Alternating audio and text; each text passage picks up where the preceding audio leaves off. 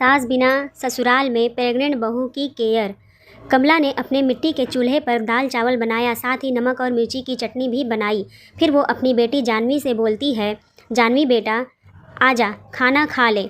नहीं माँ, पिताजी को आने दो, साथ में ही खाना खा लेंगे। बेटा तू तो अपने पिताजी को जानती है, तू उनके आने से पहले ही खाना खा ले, कम से कम तू सुकून से खाना तो खा सकेगी। तभी कमला का पति किशोर शराब पीकर लड़खड़ाते हुए घर में आता है और कहता है, अरे कमला कहाँ गई? कमला कहाँ हो? अरे आ गया मैं, जल्दी से मेरे लिए खाना निकाल दे।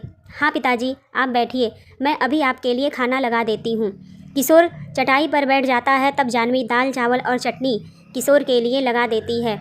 यह देखकर किशोर कहता है, अरे आज तूने फिर से दाल चावल बनाई है, मैं वही मिर्ची की चटनी बना दी, कुछ अच्छा खाना नहीं बना सकती हो तुम? तभी कमला बोलती है, अच्छा खाना कहाँ से बनाओ, कुछ काम तो करते नहीं हो आप, थोड़ी बहुत जो मजदूरी करते हो वो दारू में उड़ा देते हो, मुझसे मुंह चला रही है तू, यह ले अपना खाना खा ले। ऐसा कहकर किशोर खाने की थाली फेंक देता है। तब कमला गुस्सा होते हुए कहती है, शर्म नहीं आती खाना फेंकते हुए? जैसे तैसे तो मैंने खाने का इंतजाम करती हूँ और वो भी तुम फेंक देते हो। लगता है तू ऐसे नहीं मानेगी कमला, तुझे सुधारना ही पड़ेगा। ऐसा कहकर किशोर कमला को मारने लगता है। तब जानवी उसे समझाते हुए कहती है, पिताजी ये आप क्या कर रहे हैं, मत मारिए माँ को, उनकी कोई गलती नहीं है, घर में खाने को कुछ नहीं था इसलिए उन्होंने दाल चावल बनाया है। तू अपनी माँ की तरफदारी कर रही है, जा हट यहाँ से। नहीं पिताजी, अच्छा तो ये ले। ऐसा कहकर किशोर जानवी को भी मारने लगता है। फिर कहता है, तुम दोनों माँ बेटे बहुत सारे सर पर चढ़ गए हो, निकलो मेरे घर से, अभी निकल जाओ यहाँ से। ऐसा कहकर किशोर दोनों को धक्का देकर घर से बाहर निकाल देता है। कमला जानवी के साथ बाहर ही बैठ जाती है और कहती है, बेटा मेरी किस्मत में तो यह जीवन भर का दुख लिखा हुआ है, लेकिन कोई तो हो जो तुझे ब्याह कर घर से ले जाए और इस जुल्म से तुझे बचा ले। माँ हम गरीबों की किस्मत में भला इतना सुख कहाँ है? यह सब छोड़ो, मैं देखती हूँ, अगर पिताजी सो गए होंगे तो हम घर के अंदर चलेंगे। तभी अब जानवी अंदर झांक कर देखती है तो किशोर सो चुका था और वह दोनों चुपचाप घर में जाते हैं और सो जाते हैं। ऐसे ही जानवी और उसकी माँ की ज़िंदगी दुखों से कट रही थी। किशोर दारू पीकर अपने कमाए हुए पैसे उड़ा देता था और जो थोड़ा बहुत घर में देता था उसी से कमला अपना घर चला रही थी। जानवी की सहेली थी जिसका नाम किरण था। किरण जानवी के मोहल्ले में ही रहती थी। वह बहुत अमीर थी और हमेशा जानवी को अपनी अमीरी की रोब दिखाती थी, गरीबी का ताना मारते रहती थी। आज भी जानवी सब्जी लेने के लिए बाज़ार में जाती है। वह एक ठेले पर सब्जी खरीद रही थी। तभी किरण वहां आती है और कहती है, अरे जानवी तू इस सस्ते ठेले से सब्जी ले रही है? मैंने तो सामने वाले मॉल से शॉपिंग की है। हाँ किरण, दरअसल मेरे पास इतने पैसे नहीं है ना, मैं मॉल से सब्जियां नहीं खरीद सकती हूँ, इसलिए मैं इस सस्ते ठेले से ही सब्जी खरीद रही हूँ। हाँ मैं तो भूल ही गई थी कि तू कितनी गरीब है। वैसे यह ड्रेस देख, मेरा कितना सुंदर लग रहा है ना, मैंने इसे मॉल से लिया था। तभी जानवी बोलती है, हाँ सुंदर लग रहा है, बहुत अच्छा लग रहा है। वैसे तू कोई ड्रेस नहीं खरीद रही है, तेरे पास तो जितने कपड़े हैं सारे के सारे फटे हुए नज़र आते हैं। यार माँ के पास अभी इतने पैसे नहीं हैं कि मुझे कोई नई ड्रेस दिला सके और मैं उन्हें परेशान नहीं करना चाहती हूँ।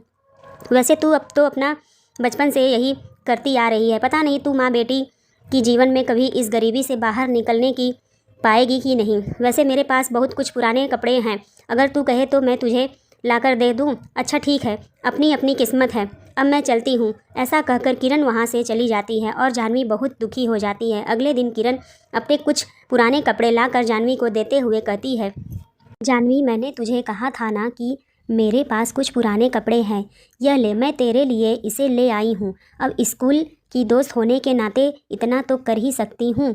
अच्छा मैं चलती हूँ, मुझे अपनी एक दोस्त की पार्टी में जाना है। किरण ऐसा कहकर वहाँ से चली जाती है। तब कमला अपनी बेटी से कहती है, जानवी बेटा किरण इतना कुछ कहती है लेकिन फिर भी तू चुपचाप सुन लेती है, तू उसे कुछ जवाब क्यों नहीं देती है? जाने दो ना माँ, जैसी भी है मेरी दोस्त है और क्या गलत कह रही है वो। बेटा तू देखना, एक ना एक दिन तेरे सारे दुख दूर हो जाएंगे। एक तरफ जहाँ कमला अपने जीवन में संघर्ष कर रही थी तो वहीं दूसरी तरफ शांति निवास में पंडित जी प्रशांत सिंह और उनके 7 बेटों के साथ बैठकर उनके दूसरे नंबर के बेटे किशन के रिश्ते के लिए लड़कियों की फ़ोटो देखी जा रही थी। यह देखिए श्रीमान, यह बहुत गुणी लड़की है, बहुत अच्छी भी है और बहुत पढ़ी लिखी है। तभी प्रशांत बोलते हैं, पंडित जी, लड़की बहुत गुणी और बहुत पढ़ी लिखी ना हो तो भी चलेगा, लेकिन मुझे अपने बेटों के लिए ऐसी लड़की चाहिए जो संस्कारी हो और इस सास बिना ससुराल को संभाल ले। आप तो जानते हैं पंडित जी, मेरे 7 बेटों को छोड़कर मेरी बीवी कई साल पहले चल बसी थी, तब मैं ही अकेला इन्हें संभाल रहा हूँ। अब बहू आ जाए तो वह सब कुछ संभाले। उनकी बात सुनकर पंडित जी कहते हैं, श्रीमान, ऐसी एक लड़की तो मेरी नज़र में है, मेरी ही पड़ोसी है, मैं उसे बचपन से जानता हूँ।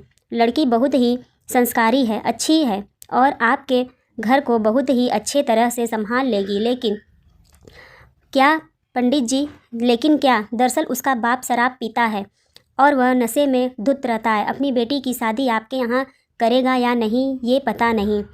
तभी पंडित जी, वो कैसे अपनी बेटी की शादी मेरे घर में करेंगे? यह चिंता आप मुझ पर छोड़ दीजिए। अगर आपके पास उस लड़की की कोई तस्वीर हो तो दिखा दीजिए। हाँ हाँ वरुण बेटा, कमला बहन के कहा था कि कोई अच्छा सा रिश्ता हो तो बताना। मैंने उनसे उस लड़की की तस्वीर ले ली थी, मेरे पास ही है। यह रही उसकी तस्वीर, जानवी नाम है इसका। तभी सभी लोग जानवी की तस्वीर देखकर खुश हो जाते हैं। सभी को जानवी बहुत पसंद आती है। तब प्रशांत कहता है, पंडित जी, लड़की तो बहुत सुंदर है, अच्छी है, बस अब भगवान की कृपा से यह हमारे घर की बहू बन जाए। फिर अगले दिन पंडित जी वरुण को अपनी जानवी के घर ले जाते हैं। पंडित जी वरुण को कमला और किशोर से मिलवाते हैं और कहते हैं, भाई साहब, यह वरुण है, इनकी कपड़ों की बहुत बड़ी फैक्ट्री है। इन्हीं के भाई के लिए मैं आपकी जानवी बिटिया का रिश्ता लेकर आया हूँ। वैसे तो घर में किसी चीज़ की कमी नहीं है, लेकिन बस एक ही बात की कमी है कि 7 भाई अपने पिता के साथ रहते हैं और इनकी माँ का बरसों पहले देहांत हो चुका था, इसलिए घर में कोई औरत नहीं है। तभी उसकी माँ बोलती है, ये आप क्या कह रहे हैं पंडित जी, मैं बिना सास वाले ससुराल में अपनी बेटी का ब्याह कैसे करूँगी? अरे तू चुप रह पंडित जी, ये अमीर होंगे अपने घर के लिए, मेरा इससे कोई फ़ायदा है? क्या फ़ायदा है बताओ? हमारे पास तो दारू है, बिटिया जी की शादी करने के लिए इतने पैसे ही नहीं है कि मैं इसकी ब्याह अच्छे से कर सकूं। तभी उसका बेटा बोलता है, आप चिंता मत कीजिए चाचा जी, शादी का जो भी खर्च होगा वो हम खुद देखेंगे। अरे वाह, यह तो बहुत अच्छी बात है, बहुत खुशी की बात है, लेकिन तुम लोग इतने बड़े लोग हो और हमारा ये छोटा सा घर वो भी टूटा फूटा है, हम भला यहाँ से शादी कैसे करेंगे? अगर यह घर ठीक हो जाता तो। तभी प्रशांत का बेटा बोलता है, चाचा जी, इस घर को मैं ठीक करवा दूंगा और यहाँ यह एडवांस 50,000 रख लीजिए, किसी भी चीज़ की कमी पड़े तो मुझे बताना, मैं सब तैयारी कर दूंगा, आप शादी की तैयारी कर दीजिए। पंडित जी के साथ वहाँ से वरुण चला जाता है। तब कमला कहती है, कैसे बाप हो आप, अपनी बेटी की शादी बिना सास वाले ससुराल में करने को तैयार हो गए, लेकिन आप कान खोलकर सुन लो कि मैं अपनी बेटी की शादी वहाँ नहीं करूँगी। अरे तू चुप रह भाग्यवान, तू होती कौन है यह फैसला करने वाली? जानवी की शादी कहाँ होगी? और तुम दोनों कान खोलकर सुन लो, जानवी की शादी उसी घर में होगी। जानवी भी वहाँ शादी नहीं करना चाहती थी, लेकिन वो बेचारी करती भी क्या? तो क्या जल्दी जल्दी शादी की तैयारी होने लगती है और कुछ ही दिनों में जानवी की किशन से धूमधाम से शादी हो जाती है। विदाई के समय जानवी अपनी माँ से कहती है, माँ, मुझे पिताजी से इतना डर लगता था, फिर वहाँ तो इतने सारे लोग हैं और यहाँ तो सपोर्ट के लिए आप हो, लेकिन वहाँ तो सपोर्ट के लिए मेरी सास भी नहीं है, भला वहाँ कैसे रहूँगी मैं? जानवी बेटा, तू इतनी चिंता मत कर, ज़रूरी तो नहीं कि तेरे पिताजी अगर ऐसे हैं तो सभी लोग ऐसे ही होंगे। तू खुशी खुशी जा, अगर तू खुश नहीं रहेगी तो मैं तुझे वापस ले आऊँगी। अपनी माँ की यह बात सुनकर जानवी को थोड़ी तसल्ली मिलती है। अब वो गाड़ी में बैठकर अपने ससुराल के लिए निकल जाती है। जल्दी वो अपने ससुराल आ जाती है। जैसे ही वह कार से नीचे उतरती है तो दरवाजे पर पहुंचती है तो उसके 5 देवर और एक जेठ देवर खड़े रहते हैं, दरवाजे पर खड़े हो जाते हैं। तभी नीलेश ने कहा, आ जाओ भाभी, हमारे घर में आपका स्वागत है। अगर आपकी ननद होती तो वह आपका गृह प्रवेश करवाती, आपसे कुछ नेक लेती, लेकिन नंद नहीं है तो क्या हुआ, हम देवर हैं ना, चलिए गृह प्रवेश से पहले हमें नेक दीजिए। जानवी डर जाती है और मन ही मन सोचती है, हे भगवान, मैं इन लोगों को क्या दूँ, मेरे पास तो कुछ है भी नहीं। तभी जानवी के पीछे से खड़े जानवी के ससुर जानवी को कुछ पैसे देते हैं और कहते हैं, ये लो बहू, अपने देवर को दरवाज़ा रुका ही दे दो। वो अपने ससुर से पैसे लेती है और अपने सभी देवर को थोड़े थोड़े पैसे बांट देती है। फिर नयन उसकी आरती उतारता है और जाह्नवी का गृह प्रवेश करता है। तब नयन कहता है, देख लो भाभी, यह हमारा घर है। आओ भाभी, मैं आपको घर दिखाता हूँ। देख नयन, तू सबसे छोटा होने का फ़ायदा मत उठा, भाभी को घर मैं दिखाऊंगा। अरे तुम दोनों चुप हो जाओ, बहू का घर में आज पहला दिन है, आज उसे आराम करने दो, बाकी की बातें तुम दोनों कल करना। जाओ जाह्नवी बेटा, अपने कमरे में जाओ और आराम करो। अब जाह्नवी अपने कमरे में चली जाती है। अगली सुबह जाह्नवी एक सुंदर सी साड़ी पहनकर रसोई में आती है और अपने आप से कहती है, हे भगवान, मैं सभी लोगों के लिए क्या खाना बनाऊं? आज तक तो मैंने कभी इतने लोगों का खाना नहीं बनाया। घर में तो माँ ही खाना बनाया करती थी। अगर मेरी सास होती तो मुझे बताती कि किसको क्या पसंद है और मैं क्या बनाऊं। तभी जाह्नवी का जेठ रमन वहाँ आता है। उसे देखकर जाह्नवी थोड़ा घूंघट कर लेती है। तब रमन कहता है कि जाह्नवी, तुम मेरी छोटी बहन की तरह हो, तुम्हें घूंघट करने की कोई ज़रूरत नहीं है। आज तुम्हारी सास होती तो वो तुमसे चूल्हा पूजन करवाती, लेकिन कोई बात नहीं, अगर सास नहीं है तो क्या हुआ, मैं तुम्हारा भाई तो हूँ। ये लो पूजा की थाली, सारी सामग्री ले आया हूँ, चूल्हा पूजन कर लो और उसके बाद खाना बनाना शुरू करना। यह देखकर जाह्नवी को बहुत खुशी होती है। वह चूल्हा पूजन का सामान लेती है और चूल्हे की पूजा करती है। तब उसका देवर अरुण वहाँ कुछ चीज़ें लेकर आता है और कहता है, भाभी यह देखिए मैं क्या क्या सामान खरीद कर लाया हूँ, पनीर, मटर, खोवा, ड्राई फ्रूट, दूध।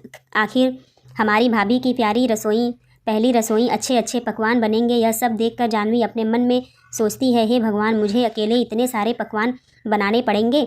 तभी जाह्नवी का देवर नीलेश कहता है, भाभी ऐसा करता हूँ कि मैं पनीर काटता हूँ, विनेश तू मसाला पीस ले, वरुण तू खड़ा मसाला देख ले, जल्दी से आटा गूँथ ले, और मैं भी पंखा करता हूँ ताकि उन्हें गर्मी ना लगे। फिर नयन अपनी जाह्नवी को पंखा करने लगता है। यह देखकर जाह्नवी हंस पड़ती है। अब सभी अपना अपना काम करने लगते हैं और देखते ही देखते सभी मिलकर जाह्नवी की मदद करते हैं और खाना बनकर तैयार हो जाता है। तभी किशन वहाँ आता है और यह सब देख कर कहता है, अरे तुम लोगों ने मेरी धर्मपत्नी से ज़्यादा काम तो नहीं करवाया ना? अरे भैया, हमारे होते हुए भला भाभी ज़्यादा काम क्यों करेंगी? हाँ हाँ किशन जी, यह लोग सही कहते हैं, मुझे तो इन लोगों ने कुछ करने ही नहीं दिया। वैसे आप लोग बैठ जाइए, खाना मैं लगा देती हूँ। अरे भाभी, उसकी क्या ज़रूरत है, चलिए आप बैठिए, खाना हम लोग फटाफट लगा देंगे। जाह्नवी डाइनिंग टेबल पर बैठ जाती है। उसके सभी देवर मिलकर खाना लगा देते हैं और सभी लोग खाना खाने लगते हैं। तब जाह्नवी कहती है, मुझे लगता नहीं था कि आप लोगों को खाना बनाना आता होगा, लेकिन आप लोगों को सब कुछ आता है। हाँ भाभी, माँ के जाने के बाद हम लोग अकेले हो गए और फिर हमने सब कुछ बनाना सीख लिया। आपने के आने से पहले हम सब लोग सारा काम अकेले ही करते थे। हाँ भाभी, और आप आ गई हो तो यह मत सोचना कि हम सब आदमी का काम आपको कल अकेले करना पड़ेगा। हम सब मिलकर आपके साथ काम करवाएंगे। यह सुनकर तो जैसे जाह्नवी की खुशी का ठिकाना ही नहीं रहता है। शाम हो जाती है। जाह्नवी अपने कमरे में अकेले बैठी थी, टीवी देख रही थी। तभी नीलेश आता है और कहता है, भाभी आप अकेले बोर हो रही हो, चलो हम दोनों चेस खेलते हैं। नीलेश, मुझे तो चेस खेलना नहीं आता है। कोई बात नहीं भाभी, मैं आपको सिखाऊंगा। अब जाह्नवी चेस खेलना सीखती है। थोड़ी देर में उसके दरवाजे पर विहान आता है और कहता है, भाभी ये नीलेश आपको चेस खिलाकर पक्का बोर कर देंगे। भाभी आप मेरे साथ चलो, हमारे घर के नीचे बहुत सुंदर गार्डन है, हम वहाँ टहल कर आते हैं। तभी नीलेश बोलता है, भाभी अकेले विहान के साथ जाओगे तो आपको बोर कर देगा, चलो मैं भी आपके साथ गार्डन घूमने चलता हूँ। अब जाह्नवी उन दोनों के साथ गार्डन घूमने जाती है। वे लोग जाह्नवी को काफ़ी देर तक गार्डन घुमाते हैं। उसके बाद वो लोग वापस आते हैं। तब जाह्नवी कहती है, ठीक है अब आप लोग बैठिए, तब तक मैं सबका खाना बना लेती हूँ। अरे भाभी, आप हमारे होते क्यों परेशान होती हैं? मैंने खाना बनाने की सारी तैयारी कर दी है, बस अब रोटियां ही बनानी हैं। जाह्नवी बहुत खुश होती है। वो किचन में जाती है और रोटियां बना लेती है। उसके बाद सभी लोगों का खाना लगा देती है। सभी लोग खाना खाते हैं। तब जाह्नवी के ससुर कहते हैं, जाह्नवी बेटा, तुम इस घर को अपना ससुराल नहीं बल्कि अपना मायका ही समझो। यहाँ तुम्हें किसी चीज़ की तकलीफ़ नहीं होगी। हम लोग ना तुम्हारा ख्याल रखने के लिए हैं। वैसे जाह्नवी, तुमने बताया नहीं कि तुम्हें हमारे घर आकर कैसा लगा। बहुत अच्छा लगा। मैंने तो सोचा भी नहीं था कि बिना सास का ससुराल इतना अच्छा हो सकता है, लेकिन आप लोगों के होते हुए तो मुझे मेरी सास की कमी ही महसूस नहीं हो रही है। ऐसे ही जानवी की शादी को 1 हफ्ता बीत चुका था, तभी ठंड बढ़ने की वजह से जानवी को सर्दी लग जाती है और हल्का बुखार भी आ जाता है। यह देखकर किशन जानवी से कहता है, अरे जानवी, तुम्हें सर्दी है और बुखार भी है, साथ में ऐसा करो तुम बिस्तर में ही आराम करो, मैं डॉक्टर को बुला देता हूँ और तुम्हारे लिए काढ़ा भी बनवा देता हूँ। अरे नहीं नहीं, बस हल्का सा बुखार है, मैं दवाई खा लूँगा, पहले मैं आप लोगों का नाश्ता बना देती हूँ। अरे ऐसे कैसे दवाई खा लोगी, मैं अभी डॉक्टर को फ़ोन करता हूँ। किशन डॉक्टर को फ़ोन करता है। थोड़ी देर बाद डॉक्टर आता है और जानवी को इंजेक्शन लगाकर दवा देकर डॉक्टर जाने के बाद प्रशांत कहता है, जानवी बेटा, तुम्हारी तबीयत ठीक नहीं है, तुम आराम करो, काम हम सब मिलकर कर लेंगे, काम की चिंता मत करो। उसके सभी देवर भी ऐसा ही कहते हैं। उस समय जानवी को अपना मायका याद आता है। अजी सुनिए ना, जानवी को तेज़ बुखार है और सर्दी खांसी भी हो गई है, ज़रा उसे डॉक्टर को दिखा दीजिए। तभी जानवी का पिता बोलता है, अरे तेरा दिमाग ख़राब हो गया है क्या, बुखार के लिए उसे मैं डॉक्टर को दिखाऊं? अरे इतने पैसे नहीं है मेरे पास कि मैं उसका इलाज कराऊं, खाना खिला देता हूं ना, वही बहुत है। जानवी भी अपने कमरे में लेटी बातें सुन रही थी। तभी उसकी माँ कमला चूल्हा जलाकर काढ़ा बनाकर जानवी को देते हुए कहती है, बेटा जानवी, यह ला काढ़ा पी ले, इससे तेरा बुखार भी उतर जाएगा और तेरा सर्दी भी कम होगा। तब जानवी सोचती है कि मेरा मायका था जहाँ तबीयत ख़राब होने पर भी माँ मुझे घरेलू इलाज करके ठीक किया करती थी, और एक मेरा ससुराल है जहाँ सभी लोग मिलकर मेरा इतना ख्याल रखते हैं। भगवान ऐसा ससुराल सबको दे। समय बीतता है और बीतते समय के साथ जानवी अपने ससुराल में सभी के साथ घुल मिल जाती है और उनसे बहुत प्रेम करने लगती है। कोई जानवी को कभी अकेला नहीं छोड़ता और सभी उसके साथ मिलकर काम करते, उसके बाद साथ बातें करते। ऐसे ही कुछ समय बीत जाता है। एक दिन सुबह सुबह उठकर जानवी को उल्टियाँ हो रही हैं। यह देखकर प्रशांत कहता है, किशन बेटा, लगता है जानवी बहुत तक की तबीयत ठीक नहीं है, तू ऐसा कर कि अभी डॉक्टर को बुला ले। तब तक किरण की, अरुण बेटा, तू जानवी को नींबू पानी बनाकर दे दे। किशन डॉक्टर को फ़ोन करता है। तब करण अरुण नींबू पानी बनाता है और जानवी को पिलाता है, तो वहीं वरुण उसके माथे पर पट्टी रखता है। तब डॉक्टर भी आ जाता है। वो जानवी को कमरे में ले जाकर उनका चेकअप करता है और सभी को बताता है कि अरे इसमें परेशान होने वाली कोई बात नहीं है, जानवी माँ बनने वाली है। डॉक्टर यह बात कहकर चला जाता है। खुशखबरी सुनकर उसके ससुराल वालों की खुशी का ठिकाना ही नहीं रहा। प्रशांत कहता है, बहू, तुमने तो हमें बहुत बड़ी खुशखबरी सुना दी, हमें तो पता ही नहीं था कि हमारे घर भी कोई नन्हा मुन्ना मेहमान आने वाला है। प्रशांत की बात सुनकर जानवी शर्मा जाती है। तब वरुण कहता है, जानवी भाभी, अब आप पूरी तरह आराम करना और घर का सारा काम हम देख लिया करेंगे। हाँ जानवी बेटा, आज तुम्हारी सास होती तो इस स्थिति में वो तुम्हारे खाने पीने का ख्याल रखती और तुम्हारा भी ख्याल रखती। भैया माँ नहीं है तो क्या हुआ, भाभी की छोटी देवर तो है ना, आज से मैं नयन भाभी का बहुत सारा ख्याल रखेंगे। अरे इतना परेशान होने की कोई ज़रूरत नहीं है, मैं बच्ची नहीं हूँ, अपना ख्याल खुद रख सकती हूँ। अच्छा अब आप लोग बैठो और मैं आपके लिए खाना बना देती हूँ। नहीं भाभी, अब आप खाना मत बनाइए, हम लोग खुद ही खाना बना लेंगे। अरे मेरे इतने प्यारे देवर मेरे साथ हैं तो मुझे कुछ नहीं होगा। अब जानवी किचन में जाकर खाना बनाती है और उसके देवर उसकी मदद करते हैं। ऐसे ही 15 दिन बीत जाते हैं और एक दिन खाना बनाते समय उसे चक्कर आ जाता है, तो किशन उसे कमरे में ले जाता है और लिटा देता है और नयन उसके पैरों में मालिश करता है, जबकि जानवी विहान सिर पर पट्टी रखता है। अब जानवी को वो लोग कुछ भी काम नहीं करने देते थे। कोई झाड़ू लगाता तो कोई पोछा लगाता तो कोई बर्तन धोता, कोई कपड़े धोता और जानवी का ख्याल भी रखते। जानवी आज ही अपने कमरे में आराम कर रही थी, तभी उसके जेठ रमन कुछ पोस्टर लेकर जानवी के पास आता है और कहता है, जानवी देखो, मैं तुम्हारे लिए कितनी सुंदर सुंदर बच्चों के पोस्टर लेकर आया हूँ, इसे अभी तुम्हारे कमरे में लगा देता हूँ। मैंने सुना है कि प्रेगनेंसी में बच्चों की तस्वीर देखने से मन बहुत खुश रहता है। ऐसा कहकर रमन जानवी के कमरे में वो सब पोस्टर लगा देता है। अगले दिन जानवी किशन से कहती है, सुनिए, मुझे यहाँ आए बहुत दिन हो गए हैं, मुझे मेरी माँ की कोई खबर नहीं मिल रही है। मैं सोच रही हूँ कि कुछ दिनों के लिए अपने मायके हो आऊँ। हाँ, अगर तुम जाना चाहती हो तो बिल्कुल जा सकती हो, मैं कल ऑफिस जाते समय तुम्हें तुम्हारे मायके छोड़ दूंगा। अगले दिन किशन जानवी को ऑफिस जाते हुए उसके मायके छोड़ देता है। किशन उसे बाहर छोड़कर चला जाता है। जानवी उस जैसे ही अंदर जाती है तो देखती है कि किशोर कमला को पीट रहा था और कह रहा था, अरे पैसे मांगना हो तो पैसे नहीं देती, सारे पैसे का तू क्या करती क्या है, चल मुझे दे 100 रुपये। यह देखकर जानवी आगे बढ़कर किशोर का हाथ पकड़ लेती है और कहती है, पिताजी बस कीजिए, आपको पैसे चाहिए ना, यह लीजिए पैसे। किशोर जानवी से पैसे ले लेता है और वहाँ से चला जाता है। कमला रोने लगती है तो जानवी कहती है, माँ बस करो, शायद पिताजी कभी नहीं सुधरेंगे, तुम कुछ दिनों के लिए मेरे ससुराल चलो। नहीं बेटा, लड़की के ससुराल जाना अच्छा नहीं लगता है। माँ मैं कुछ नहीं सुनूंगी, तुम्हें मेरे साथ मेरे ससुराल चलना ही होगा। कमला के लाख मना करने के बाद भी जानवी उसे अपने ससुराल ले आती है। सभी लोग कमला के आने से बहुत खुश हो जाते हैं। प्रशांत कहता है, बहन जी अच्छा किया जो आप यहाँ आ गई, इस हालत में जानवी को आपकी बहुत ज़रूरत है।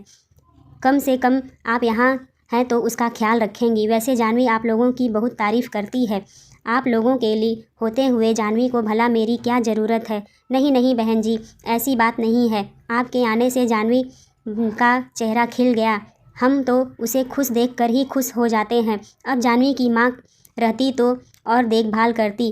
कैसे जानवी के ससुर, उसके जेठ और उसके देवर सभी मिलकर उसका ख्याल रखते हैं। कोई कभी जानवी के लिए खिचड़ी बनाता तो कभी कोई जानवी का पैर दबाता, कोई जानवी के लिए फ्रूट लेकर आता तो कोई जानवी को बुक पढ़कर सुनाता। यह सब देखकर जानवी की माँ बहुत खुश हो जाती है। ऐसे ही 15 दिन बीत जाते हैं।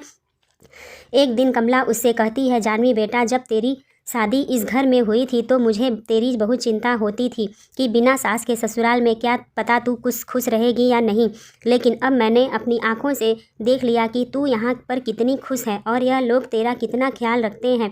इतनी सेवा तो सास वाले ससुराल में भी नहीं होती जितनी बिना सास वाले ससुराल में हो रही है। मुझे तेरी हमेशा चिंता रहती थी, लेकिन अब सब कुछ मैंने अपनी आंखों से देख लिया है और मैं निश्चिंत हो गई हूँ। अब मैं जा रही हूँ, मुझे पूरा भरोसा है कि तेरा ख्याल यह लोग बहुत अच्छे से रख लेंगे। माँ कुछ दिन और रुक जाओ, तुम आई थी तो मुझे बहुत अच्छा लग रहा था। नहीं बेटा, मुझे जाना होगा, आखिर मुझे भी तो घर द्वार सब देखना है। कमला जाने लगती है। तब रमन कहता है, हम तो चाह रहे थे कि आप खुद कुछ न दिन और रुक जाती, जानवी भी आपके आने से कितनी खुश हो गई थी। नहीं बेटा, अब जानवी तुम लोगों के साथ खुश रहेगी, मुझे पता है कि तुम लोग उसका अच्छी तरह ख्याल रखोगे।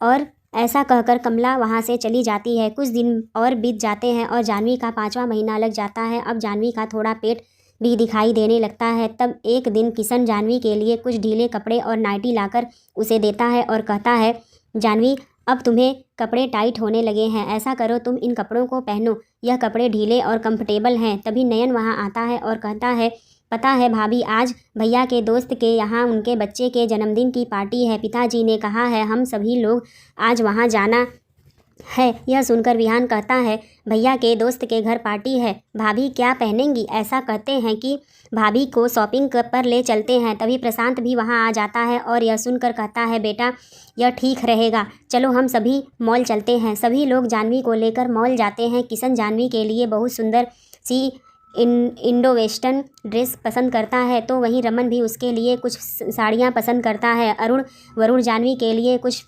फ्लैश सैंडल और कुछ कर खरीदते हैं, तो वहीं विहान ज्वेलरी खरीदता है। ज्वेलरी यह सब देखकर जानवी कहती है, अरे बस कीजिए, आप लोग कितनी खरीदारी करते हैं, इतना तो मैं पहले अपने जीवन में कभी नहीं खरीदा होगा जितना आज आप लोगों ने खरीदी करवा दी। भाभी 2 चीज़ और रह गई है, परफ्यूम और पर्स। यह सुनकर सभी हंसने लगते हैं। फिर नयन अपनी भाभी के लिए परफ्यूम भी पसंद करता है। सभी लोग घर आते हैं। शाम की पार्टी के लिए सभी लोग मिलकर जानवी को तैयार करते हैं और सभी लोग पार्टी में पहुंच जाते हैं। वहाँ वह कमलेश और उसकी पत्नी से मिलते हैं, उन्हें बधाई देते हैं, फिर कुर्सी पर बैठकर जाते हैं।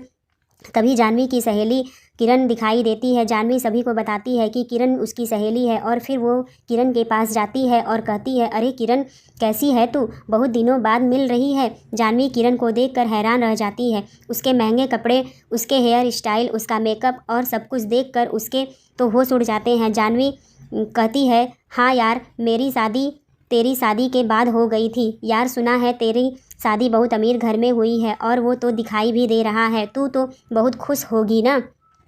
हाँ यार, मुझे तो बहुत अच्छा ससुराल मिला है, मैं अपने ससुराल में बहुत खुश हूँ, वो लोग मेरा बहुत ख्याल रखते हैं। लेकिन तू बता, तू कैसी है? क्या बताऊँ यार, शादी के बाद कुछ दिन तक तो सब कुछ ठीक था, लेकिन उसके बाद मेरे पति को उनके बॉस ने यह कहकर निकाल दिया कि उन्होंने हिसाब में घपला किया है। उनकी जॉब जाने के बाद हमारे घर में पैसों की कमी हो गई और हमारे बहुत घर झगड़ा होने लगा। हाँ यार, मैं समझ सकती हूँ। वैसे जीजू साथ में आए हैं, वो कहाँ है? दिखाई नहीं दे रहे हैं। वो यही कहीं होंगे। रुक, मैं अभी बुलाती हूँ। किरण विकास को आवाज़ देकर बुलाती है और जानवी से मिलवाती है। तब तक जानवी भी अपने पति और सभी ससुराल वालों को आवाज़ देकर बुलाती है। विकास उन लोगों को देखकर चौंक जाता है और कहता है, अरे किरण, तुमने बताया नहीं तुम्हारी सहेली मेरी बॉस की पत्नी है? ये क्या कह रहे हो आप? हाँ किरण, यही तो मेरे बॉस हैं, किशन सर। भाभी प्लीज़ आप किशन सर को कहो ना कि मैंने कोई घपला नहीं किया है। अगर वो एक बार इनकार ही बैठाएंगे तो उन्हें पता चल जाएगा कि मैं बेकसूर हूँ। हाँ हाँ, जानवी मेरी सहेली है, मेरे लिए इतना तो ज़रूर करेगी। जानवी प्लीज़ बोलो ना जीजू को। किरण की सहेली, प्लीज़ उसके हस्बैंड को काम से मत निकालो। अरे जानवी, तुम्हें प्लीज़ करने की कोई ज़रूरत नहीं है। विकास कल से जॉब पर वापस आ जाना। यह सुनकर विकास बहुत खुश हो जाता है और वो जानवी को बहुत धन्यवाद देता है। सभी लोग अपने अपने कामों में लग जाते हैं और जानवी और किरण अकेले खड़ी होकर बातें करती हैं। तब किरण कहती है, जानवी मुझे माफ़ कर दे। मैंने हमेशा ही तुझे घमंड दिखाया, लेकिन तू हमेशा ही बहुत शांत रही। और देख, आज किस्मत ने हमें आमने सामने लाकर खड़ा कर दिया है कि मुझे तुमसे ही सहारा लेना पड़ रहा है। तू सचमुच बहुत अच्छी है। तेरे जैसी किस्मत वालों को सहेली मिलती है। यह सुनकर जानवी किरण को गले से लगा लेती है और कहती है, तुझे यह सब कहने की कोई ज़रूरत नहीं है। तू तो हमेशा से ही मेरी दोस्त रही है। पार्टी ख़त्म होती है और वो लोग घर आ जाते हैं। अगले दिन कमला का फ़ोन आता है। वो कहती है, बेटा जानवी, तेरे पिताजी की तबीयत बहुत ख़राब है। डॉक्टर कहता है कि उनकी किडनी में दिक्कत है। मैंने उन्हें अस्पताल में भर्ती किया है। तू जल्दी से आ जा। जानवी अपने ससुर और घर वालों को बताती है और उसके ससुराल वाले जानवी के साथ अस्पताल पहुंचते हैं। जब तक जानवी के ससुर डॉक्टर को ऑपरेशन का पूरा खर्चा देते हैं। डॉक्टर किशोर का ऑपरेशन करता है। किशोर होश में आता है तो कमला से कहता है, आपकी दारू पीने की आदत तो आज आपकी जान ही ले लेती। कमला कहती है, लेकिन वो तो धन्यवाद दीजिए जानवी के ससुराल वालों का, जिन्होंने पैसा भरकर आपकी जान बचा ली। हाँ कमला, तुम सही कहती हो। मैं समझ गया हूँ कि मैं कितना गलत था। जानवी बेटा, तुम भी मुझे माफ़ कर दो। मैंने तुम्हारे साथ भी बहुत गलत किया था। आज के बाद मैं कमला पर कभी हाथ नहीं उठाऊँगा और ना ही कभी दारू पीऊँगा। ससुर जी, मैंने आपके लिए अपनी फैक्ट्री में इंचार्ज का काम तय कर रखा है। जल्दी से आप ठीक हो जाओ और फिर अपना काम संभाल लो। यह सुनकर जानवी के साथ साथ कमला भी बहुत खुश हो जाती है। ऐसा ससुराल पाकर कमला और जानवी बहुत खुश थे।